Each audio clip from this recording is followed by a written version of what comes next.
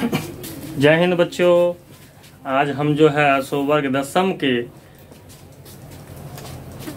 पाठ 2 भूमि और मृदा संसाधन के बारे में आज हम लोग पढ़ेंगे। संसाधन का मतलब होता है संपत्ति, जिसको हम लोग उपयोग करते हैं। तो हम यहाँ पर जो है भूमि और मृदा का जो संसाधन है उसके बारे में हम लोग जानेंगे कि भूमि किसे कहते हैं और मृदा किसे कहते हैं। तो भूमि पृथ्वी का ऊपरी सतह है जिस पर हम रहते हैं, पशुपालन, आवास, उद्योग और धंधे करते हैं, उसे भूमि कहते हैं। भूमि मिट्टी का आकार है, जैसे कि पर्वत, पठार और मैदान, ये भूमि कहलाते हैं। जो पर्वत है, पठार है और जो मैदान है, ये सभी क्या कहलाते हैं? भूमि कहलाते हैं। इस पर कहीं पर जो है मतलब पेड़ पौधे उगते हैं, कहीं नहीं उगते हैं।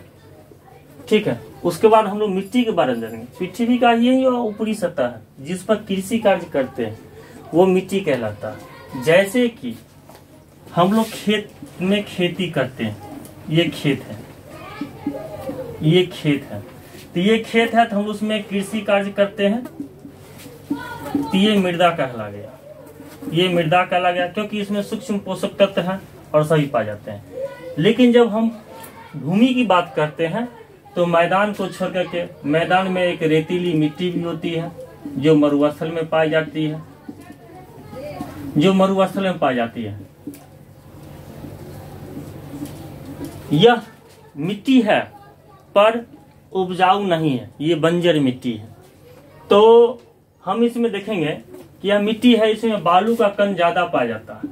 ये बालू का कण ज्यादा पाया जाता है और इसमें नमी कम होती है, जिस पर जो है वनस्पतियां कम नहीं के बराबर उगती है और इस पर कृषि कार्य नहीं किया जा सकता। तो इस क्षेत्र को हम लोग जो है भूमि के रूप में रख सकते हैं, न कि मृदा के रूप में, क्योंकि मृदा पर हम जानते हैं कि उस पर कृषि कार्य की जाती है, फसल उपजाए जाते हैं और जो है विभिन्न प्रकार के जो है पेड़ पौधे उगते हैं। पर जो है भूमि पर जो है कुछ क्षेत्र ऐसा भी होता है जहाँ पर पेड़ पौधे नहीं उगते हैं, कृषि कार्य नहीं की जा सकती है। वो सब मिलाकर के जो है भूमि कहलाता है। जैसे पर्वत का भाग हुआ, पठारी का भाग हुआ, मैदानी का भाग हुआ, ये सब जो है भूमि है।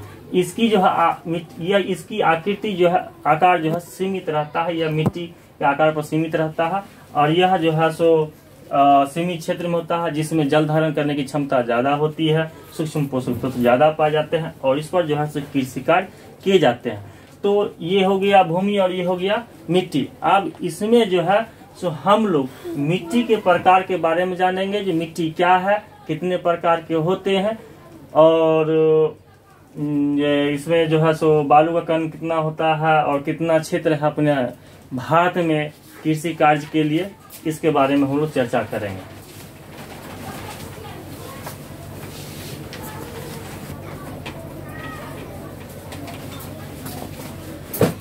तब चलो बच्चों आगे देखते हैं। मिट्टी के प्रकार है, ये मिट्टी के प्रकार कण के आधार पर है, ये जो है कण और गुण के आधार पर है, गुण के आधार पर है।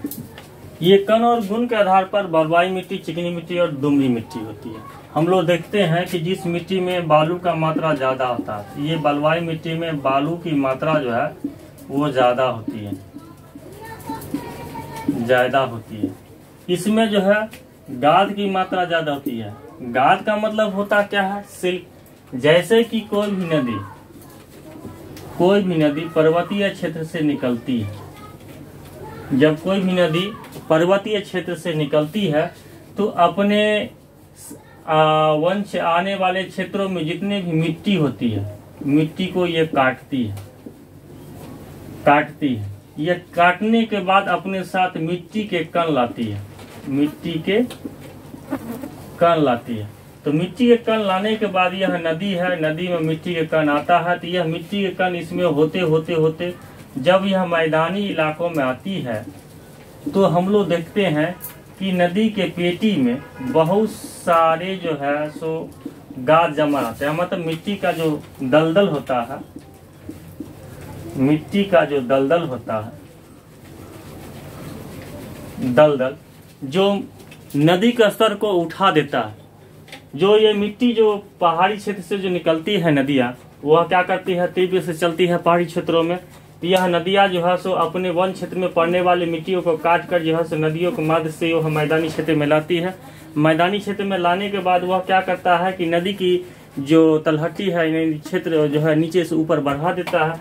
तो वह जो दलदली क्षेत्र होता है नदी के नीचे का जो पेंदे का जो मिट्टी रहता है वह दलदल मिट्टी होता है, जिसको हम लोग गाद कहते हैं। यही गाद बढ़ने के कारण जो उत्तर भारत का जो बिहार है इसमें जो है सो बाढ़ की हमेशा आवाजाही लगी रहती है, क्योंकि यह जो है सो नदी के स्तर को बढ़ा देता है। यह गाद जो है सो नदी के स्तर को बढ़ा देता है, जिससे जो है सो नदी का जो है स्तर बढ़ जाता है और जो है सो बाढ़ का जो है स्थिति बना रहता है। खासकर जो है बिहार में गंगा नदी, कोसी नदी, बागमती नदी, ये बिहार में बाढ़ का मुख्य कारण है। यही गाद कहलाता है, यानी मिट्टी का जो दलदली क्षेत्र होता है वह गाद कहलाता है। इसमें जो है मिट्टी का कण ज्यादा होता है और बालू का मात्रा कम होता है। और यह दुमरी मिट्टी है जिसमें जो है सो बालू और कण की मात्रा बराबर होती है। बालू और मिट्टी के कण की मात्रा बराबर होती है और यह मिट्टी के लिए उपयुक्त होता है। मिट्टी उपजाऊ होता है, ये मिट्टी उपजाऊ होता है। यह मिट्टी खासकर दियारा क्षेत्र में पाया जाता है। यह मिट्टी खासकर दियारा क्षेत्र में पाया जाता है। गाद मिट्टी जो है सो नदी के आसपास का जो भी क्षेत्र है उसमें जो है सो चिकनी मिट्टी, जिसको हम लोग गोरिया मिट्टी कहते हैं, वह गाद के रूप में पाया जाता है। और यह दुमरी मिट्टी जो है सो उपजाऊ होती है। इसमें जो है सो मिट्टी और बालूकण बराबर होते हैं। इसी प्रकार जब इस मिट्टी का जो निर्माण होता है, मिट्टी के निर्माण दो रूपों में होता है। एक स्थानबद्ध मिट्टी, अवशिष्ट मिट्टी, और दूसरा बहित या स्थान की मिट्टी। यह स्थानबद्ध मिट्टी जो होती है यह पवनों के द्वारा जो है मिट्टी उड़ करके एक जगह से दूसरे जगह या फिर किसी भी पर्वतीय क्षेत्र का जो भाग होता है वह भूस्खलन के कारण नीचे जो मिट्टी बनती है वह स्थानांतरित मिट्टी कहलाती है। लेकिन जब यह बहित मिट्टी की बात आती है तो ये नदियों द्वारा जो मिट्टी लाई जाती है पर्वतीय क्षेत्र में, जो वन क्षेत्र आता है, पर्वतीय क्षेत्र में जो वन क्षेत्र आता है उससे जो मिट्टी आती है, यानी जिसको हम भी चर्चा किए हैं गाद के बारे में, वही मिट्टी जब आती है तो वही जो है सो यहाँ जलोढ़ मिट्टी कहलाती है। तो उत्तर भारत में जलोढ़ मिट्टी पाई जाती है। आज जान लीजिए, उत्तर भारत में जलोढ़ मिट्टी पाई जाती है। नई जलोढ़ मिट्टी को खादर कहते हैं और पुरानी जलोढ़ मिट्टी को बांगर कहते हैं। गंगा नदी के आसपास, कोसी नदी के आसपास, बागमती नदी के आसपास, दक्षिण भारत में जो गोदावरी नदी है या कृष्णा या कावड़ी नदी है, इसके आसपास भी जलोढ़ मिट्टी पाई जाती है। और जहाँ खासकर वह क्षेत्र जहाँ पर नदियों द्वारा बाढ़ लाई जाती है, तो जो बाढ़ क्षेत्र होता है वहां पर भी जो है सो खादर मिट्टी पाई जाती है। खादर मिट्टी जो होती है वह उपजाऊ के लिए जो है सो मुख्य होती है। और उसके बाद जो है सो हम लोग यहाँ चर्चा करते हैं बांगर मिट्टी। तो पुरानी जलोढ़ मिट्टी को बांगर मिट्टी कहते हैं। यह कम उपजाऊ होता है। यहाँ जो है सो बाढ़ प्रभावित क्षेत्र कम होता है। यहाँ बाढ़ कम आती है, नहीं के बराबर बाढ़ आती है, जिससे मिट्टी में जो है उर्वरा शक्ति खत्म हो जाती है और उपजाऊ कम होता है, इसलिए इसको हम बांगर मिट्टी कहते हैं। तो हम लोग बाहित मिट्टी के अनुसार से ही जलोढ़ मिट्टी का निर्माण करते हैं, क्योंकि यह नदियों द्वारा लाई जाती है। ये जो है सो मिट्टी नदियों द्वारा लाई जाती है।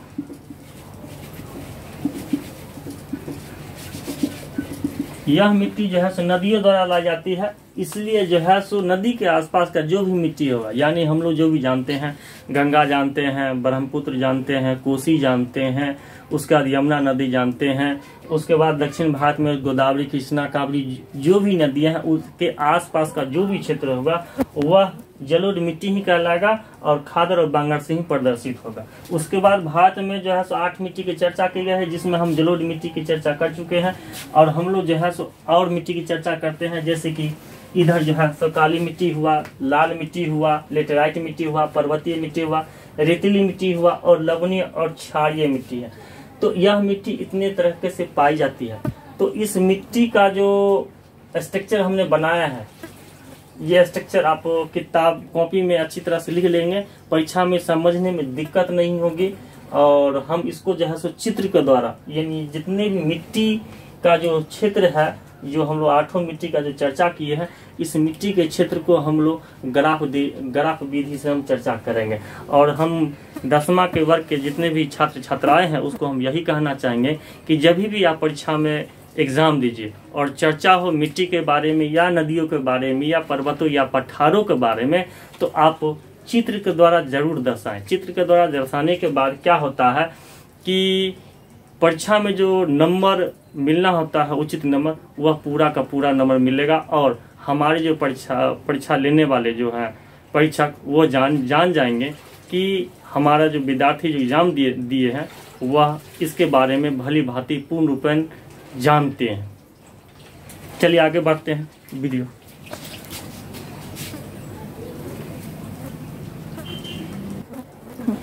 चलो बच्चों, तब हम जो है सो मिट्टी के बारे में चर्चा करते हैं। मिट्टी के बारे में चर्चा करने से पहले हम जो है सो भारत के भौगोलिक क्षेत्र के बारे में कुछ जान लेते हैं, क्योंकि भारत के भौगोलिक क्षेत्र के बारे में जब तक हम नहीं जानेंगे तब तक मिट्टी के बारे में हम नहीं जान पाएंगे। तो चलिए हम सबसे पहले भारत नक्शा बनाते हैं।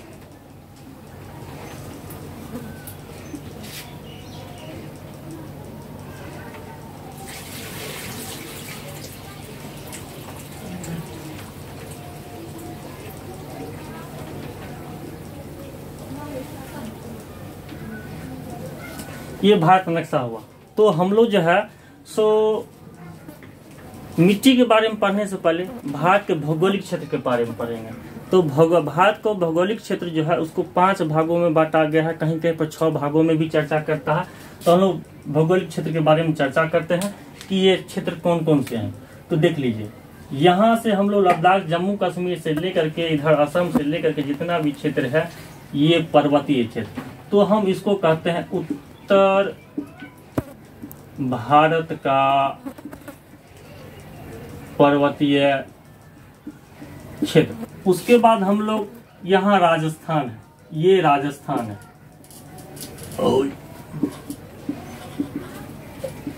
ये राजस्थान। इसको छोड़ करके ये जितना भी क्षेत्र होता है ये मैदान है, यानी उत्तर भारत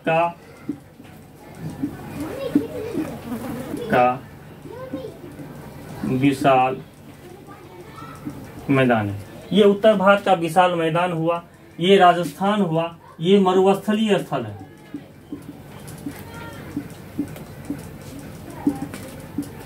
मरुस्थलीय स्थल है। उसके बाद जो है सो दक्षिण भारत का पठारी भाग है। ये दक्षिण भारत का पठारी भाग है। दक्षिण भारत का पठारी भाग है। उसके बाद यह जो है सो तटीय मैदान है, समुद्र तटीय मैदान।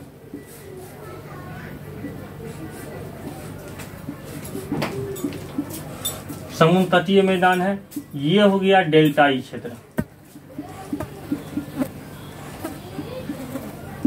डेल्टाई क्षेत्र हो गया। तो भारत में हमने क्या क्या जाना भौगोलिक क्षेत्र के बारे में? यहाँ से यहाँ तक का जो है सो उत्तर भारत का पर्वतीय क्षेत्र है, ये उत्तर भारत का विशाल मैदान है, ये मरुस्थलीय स्थल है, ये डेल्टाई क्षेत्र है, ये दक्षिण भारत का समुद्र तटीय मैदान है, ये दक्षिण भारत का पठारी भाग और ये समुद्र तटीय मैदान है।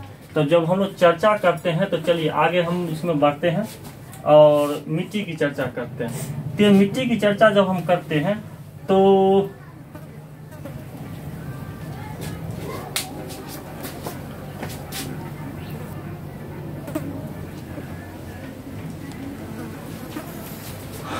चलो बच्चों हम आगे बढ़ते हैं, देखते हैं। हमने अभी भारत के भौगोलिक क्षेत्र के बताया था। इसमें ऊपर का जो क्षेत्र है हम लोग पर्वतीय क्षेत्र के बारे में चर्चा किए थे। पर्वतीय क्षेत्र में जो हम लोग पर्वतीय क्षेत्र चर्चा किए थे, ये पर्वतीय क्षेत्र हम चर्चा किए थे। तो ये पर्वतीय क्षेत्र हो गया। ये पर्वतीय क्षेत्र में हम लोग पर्वतीय मिट्टी को ही डाल देते हैं। पर्वतीय क्षेत्र में पर्वतीय मिट्टी को ही डाल देते हैं। ये पर्वतीय क्षेत्र में पर्वतीय मिट्टी हो गया। उसके बाद हम लोग चर्चा करते हैं जलोढ़ मिट्टी का। तो जलोढ़ मिट्टी हमने क्या कहा था कि नदियों द्वारा जो मिट्टी लाई जाती है, यानी गाद होती है, वह जलोढ़ मिट्टी होती है। जैसे गंगा नदी हो गया, यमुना नदी हो गया, या फिर ब्रह्मपुत्र नदी हो गया। ये गंगा नदी, उसके बाद यमुना नदी, या फिर बीच में जो है ये कोसी नदी। तो इसके द्वारा जो मिट्टी लाई जाती है यह मिट्टी जलोढ़ मिट्टी कहलाती है। ये क्षेत्र हो गया तुम्हारा जलोढ़ मिट्टी का। ये जलोढ़ मिट्टी का क्षेत्र हो गया उत्तर भारत।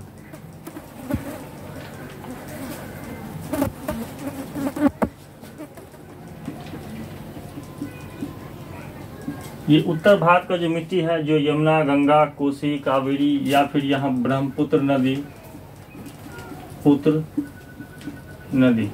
ये जो नदियों द्वारा जो मिट्टी लाई जाती है, यह जो है सो जलोढ़ मिट्टी होती है। तो हम लोग अभी चर्चा किए थे कि नई जलोढ़ मिट्टी को खादर और पुरानी जलोढ़ मिट्टी को बांगर कहते हैं। उसके बाद हम लोग आते हैं काली मिट्टी। ये काली मिट्टी को रेगुर मिट्टी कहते हैं, या बेसाल्ट चट्टानों से मिलने से बनती है। यह जो है सो महाराष्ट्र से लेकर के कर्नाटक तक के बीच में काली मिट्टी कहलाती है। काली मिट्टी ये हो गया, यहाँ पर महाराष्ट्र हो गया, ये गोवा, ये कर्नाटक हो गया, ये कर्नाटक हो गया, ये महाराष्ट्र हो गया। इधर जो हम ले लेंगे इसको कि ये मध्य प्रदेश यानी एमपी हो गया। तो यह मिट्टी जो है सो काली मिट्टी के रूप में पाई जाती है। काली मिट्टी इधर भी पाई जाती है, इस समय भी काली मिट्टी पाई जाती है। उसके बाद हम लोग आते हैं लेटेराइट मिट्टी। लेटेराइट मिट्टी जो है सो यह कर्नाटक, तमिलनाडु, इधर जो है सो कर्नाटक हो, केरल हो गया, इधर तमिलनाडु हो गया, इधर जो है सो आंध्र प्रदेश, तेलंगाना हो गया। तो ये केरल हो गया, केरल, तमिलनाडु, इधर आंध्र प्रदेश,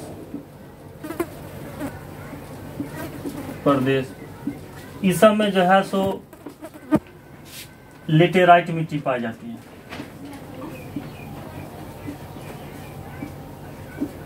मिट्टी पाई जाती है जिससे ईंट बनता है। लेटेराइट मिट्टी से ईंट सबसे उतना उन्नत किस्म का बनता है। उसके बाद हम लोग लाल मिट्टी के बारे में चर्चा करते हैं। तो लाल मिट्टी जो है खासकर तमिलनाडु में पाया जाता है।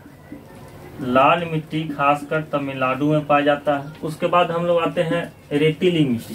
राजस्थान, गुजरात के कच्छ के रंग, राजस्थान और पंजाब, यह हो गया कच्छ का रंग,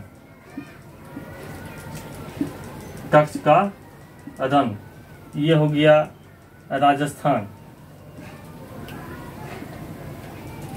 ये हो गया, ये राजस्थान हो गया।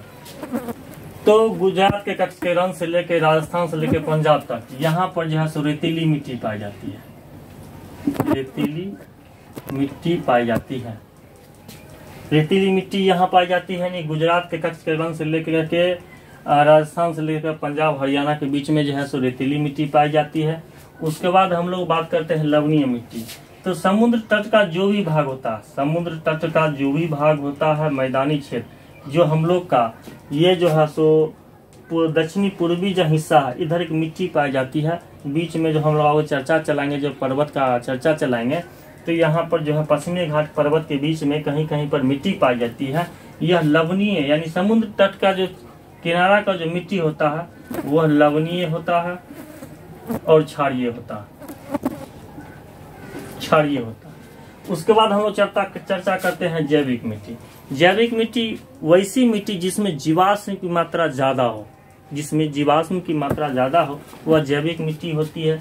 जैसे कि पश्चिम बंगाल, झारखंड, बांग्लादेश, ये सब के बीच में ये जैविक मिट्टी पाई जाती है।